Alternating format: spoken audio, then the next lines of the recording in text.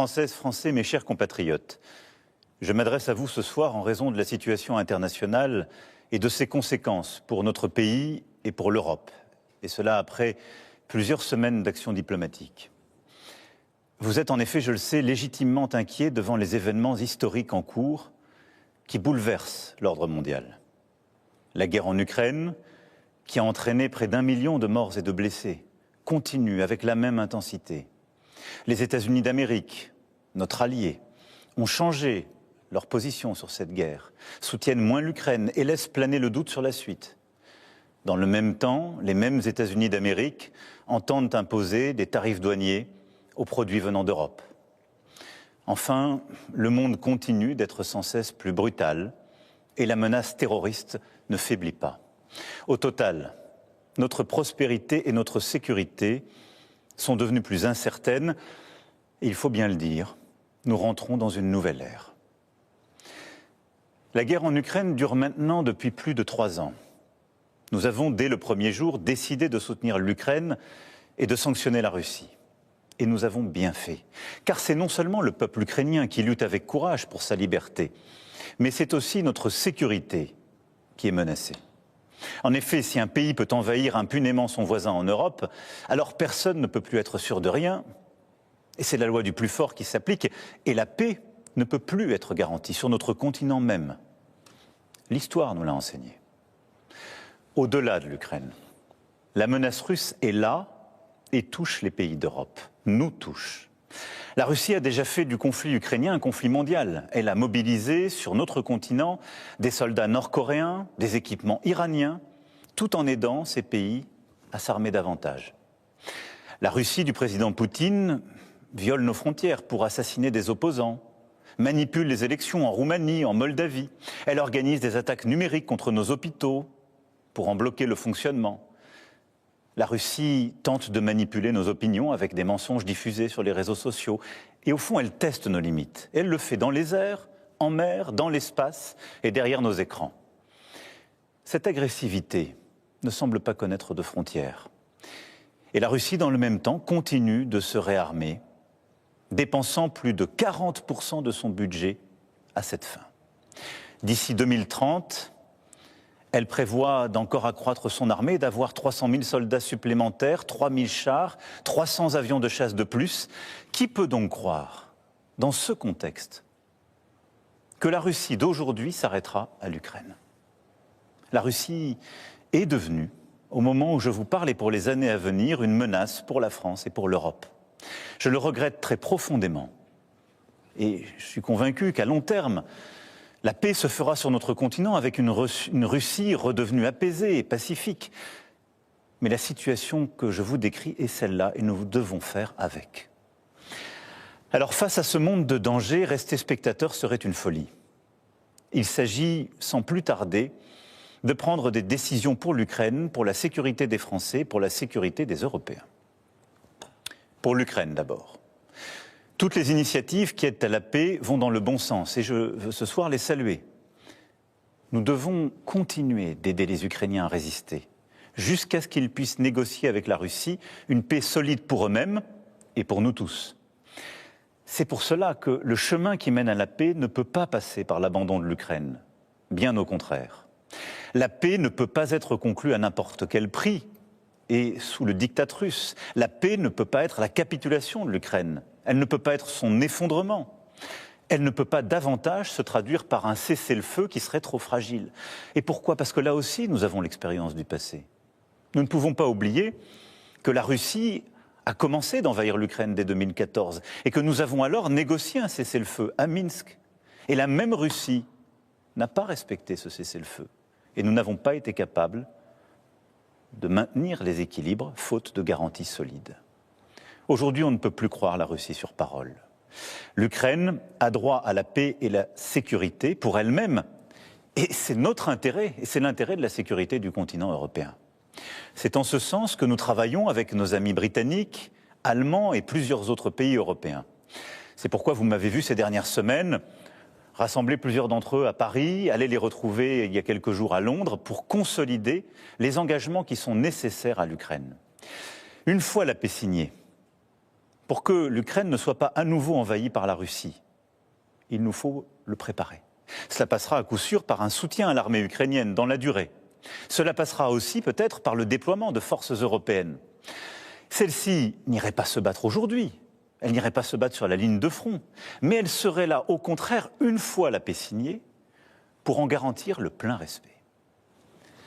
Dès la semaine prochaine, nous réunirons à Paris les chefs d'état-major des pays qui souhaitent prendre leurs responsabilités à cet égard.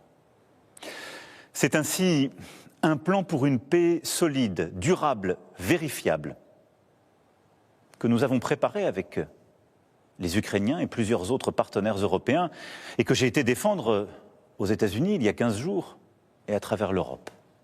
Et je veux croire que les États-Unis resteront à nos côtés. Mais il nous faut être prêts si tel n'était pas le cas. Que la paix en Ukraine soit acquise rapidement ou non, les États européens doivent, compte tenu de la menace russe que je viens de vous décrire, être capables de mieux se défendre et de dissuader toute nouvelle agression. Oui, quoi qu'il advienne, il nous faut nous équiper davantage, hausser notre position de défense, et cela pour la paix même, pour dissuader. À ce titre, nous restons attachés à l'OTAN et à notre partenariat avec les États-Unis d'Amérique. Mais il nous faut faire plus, renforcer notre indépendance en matière de défense et de sécurité. L'avenir de l'Europe n'a pas à être tranché à Washington ou à Moscou. Et oui, la menace revient à l'Est. Et l'innocence, en quelque sorte, des 30 dernières années, depuis la chute du mur de Berlin, est désormais révolue. À Bruxelles demain, lors du Conseil extraordinaire qui réunira les 27 chefs d'État et de gouvernement avec la Commission et le président du Conseil, nous franchirons des pas décisifs. Plusieurs décisions seront prises que la France proposait depuis plusieurs années. Les États membres pourront accroître leurs dépenses militaires sans que cela soit pris en compte dans leur déficit. Des financements communs massifs seront décidés pour acheter et produire sur le sol européen des munitions, des chars, des armes, des équipements parmi les plus innovants. J'ai demandé au gouvernement d'être mobilisé pour que, d'une part, cela renforce nos armées le plus rapidement possible, et d'autre part, que cela accélère la réindustrialisation dans toutes nos régions. Et je réunirai, avec les ministres compétents, les industriels du secteur dans les prochains jours. L'Europe de la défense, que nous défendons depuis 8 ans, devient donc une réalité. Cela veut dire des pays européens davantage prêts à se défendre et à se protéger, qui produisent ensemble les équipements dont ils ont besoin sur leur sol, qui sont prêts à davantage coopérer, à réduire leur dépendance à l'égard du reste du monde. Et c'est une bonne chose. L'Allemagne, la Pologne, le Danemark, les États baltes et nombre de nos partenaires ont annoncé des efforts inédits en matière de dépenses militaires. Alors, dans ce temps de l'action qui s'ouvre enfin, la France a un statut particulier. Nous avons l'armée la plus efficace d'Europe. Et grâce au choix fait par nos aînés après la Deuxième Guerre mondiale, nous sommes dotés de capacités de dissuasion nucléaire. Ceci nous protège beaucoup plus que nombre de nos voisins. Et de plus, nous n'avons pas attendu l'invasion de l'Ukraine pour faire le constat d'un monde inquiétant. Et à travers les 2 lois de programmation militaire que j'ai décidées et que les parlements successifs ont votées, nous aurons doublé le budget de nos armées en presque 10 ans. Mais compte tenu de l'évolution des menaces, de cette accélération que je viens de décrire, nous aurons à faire de nouveaux choix budgétaires et des investissements supplémentaires qui sont désormais devenus indispensables. J'ai demandé au gouvernement d'y travailler le plus vite possible. Ce seront de nouveaux investissements qui exigent de mobiliser des financements privés, mais aussi des financements publics, sans que les impôts ne soient augmentés. Pour cela, il faudra des réformes, des choix, du courage. Notre dissuasion nucléaire nous protège. Elle est complète, souveraine, française de bout en bout. Elle a, depuis 1964, de manière explicite, toujours joué un rôle dans la préservation de la paix et de la sécurité en Europe. Mais répondant à l'appel historique du futur chancelier allemand, j'ai décidé d'ouvrir le débat stratégique sur la protection par notre dissuasion de nos alliés du continent européen. Quoi qu'il arrive, la décision a toujours été et restera entre les mains du président de la République, chef des armées. Maîtriser notre destin, devenir plus indépendant, nous devons y œuvrer au plan militaire, mais aussi au plan économique. Oui, l'indépendance économique, technologique, industrielle et financière sont des nécessités. Nous devons aussi nous préparer à ce que les États-Unis décident de tarifs douaniers sur les marchandises européennes, comme ils viennent de le confirmer à l'encontre du Canada et du Mexique. Cette décision incompréhensible, tant pour l'économie américaine que pour la nôtre, aura des conséquences sur certaines de nos filières. Elle accroît la difficulté du moment, mais elle ne restera pas sans réponse de notre part. Alors, tout en préparant la riposte, avec nos collègues européens, nous continuerons, comme je l'ai fait voilà 15 jours, à tout tenter pour convaincre que cette décision nous ferait du mal à tous. Et j'espère, oui, convaincre et en dissuader le président des États-Unis d'Amérique. Au total, le moment exige des décisions sans précédent depuis bien des décennies. Sur notre agriculture, notre recherche, notre industrie, sur toutes nos politiques publiques, nous ne pouvons pas avoir les mêmes débats que naguère. C'est pourquoi j'ai demandé au Premier ministre et à son gouvernement, et j'invite toutes les forces politiques, économiques et syndicales du pays à leur côté, à faire des propositions à l'aune de ce nouveau contexte. Les solutions de demain ne pourront être les habitudes d'hier. Mes chers compatriotes, face à ces défis et ces changements irréversibles, il ne faut céder à aucun excès. Ni l'excès des va-t-en-guerre, ni l'excès des défaitistes. La France ne suivra qu'un cap, celui de la volonté pour la paix et la liberté, fidèle en cela à son histoire et à ses principes. Oui, c'est ce en quoi nous croyons pour notre sécurité, mais c'est ce en quoi nous croyons aussi pour défendre la démocratie, une certaine idée de la vérité, une certaine idée d'une recherche libre, du respect dans nos sociétés, une certaine idée de la liberté d'expression qui n'est pas le retour des discours de haine, au fond une certaine idée de l'humanisme. C'est cela ce que nous portons et qui se joue. Notre Europe possède la force économique, la puissance et les talents pour être à la hauteur de cette époque. Et que nous nous comparions aux États-Unis d'Amérique et a fortiori à la Russie, nous en avons les moyens. Nous devons donc agir en étant unis en Européens et déterminés à nous protéger. C'est pourquoi la patrie a besoin de vous, de votre engagement. Les décisions politiques, les équipements militaires, les budgets sont une chose, mais ils ne remplaceront jamais la force d'âme d'une nation. Notre génération ne touchera plus les dividendes de la paix. Il ne tient qu'à nous que nos enfants récoltent demain les dividendes de nos engagements. Alors nous ferons face, ensemble. Vive la République, vive la France. Voilà donc pour cette allocution d'Emmanuel Macron, très dense, elle a duré presque 14 minutes. En voici l'essentiel. La Russie, dit-il, est devenue aujourd'hui et pour longtemps une menace pour la France et pour l'Europe. Nous aurons à faire de nouveaux choix budgétaires sans que cela ne se traduise par des hausses d'impôts. Le moment exige, ajoute Emmanuel Macron, des décisions sans précédent. J'invite toutes les forces politiques et syndicales à faire des propositions. Voilà donc pour l'essentiel de cette allocution. Bonsoir Pierre Servan. Question très simple. Est-ce qu'on a assisté ce soir, ces dernières 24 heures, à la fin d'une ère, à une nouvelle page historique ? Oui, Gilles, c'est vraiment une page historique qui se tourne, une page de 80 ans, notamment avec la présence américaine pour la sécurité des Européens. Ça, on peut faire une croix dessus. L'administration Trump ne s'intéresse pas à la France et à l'Europe uniquement comme un objectif commercial. Et donc, c'est un changement, une nouvelle ère qui s'ouvre. Un ministre allemand a parlé d'une ère d'infamie, à la fois à cause de la menace russe, mais également à cause de la déstabilisation provoquée par les Américains. Et dans ce paysage-là, le pays qui peut apporter plus de stabilité et qui est moins, comment dirais-je, dérangé ou déstabilisé, c'est la France, avec la dissuasion nucléaire. Et le président français a très clairement dit qu'il avait pris la décision de l'ouverture d'un débat stratégique sur le nucléaire, sans partage du bouton nucléaire.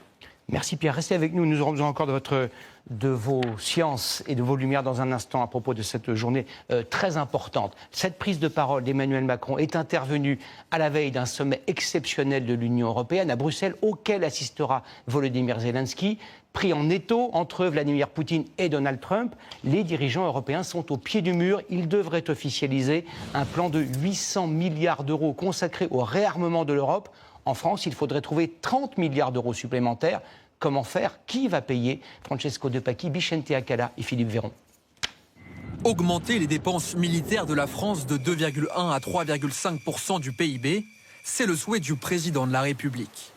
Pour y arriver, il faut trouver une trentaine de milliards d'euros. Un montant qui ne manque pas de vous faire réagir. 30 milliards, c'est énorme.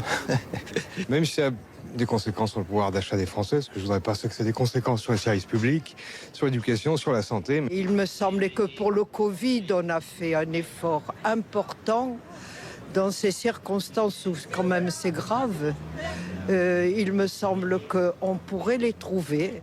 Le gouvernement n'écarte aucune piste.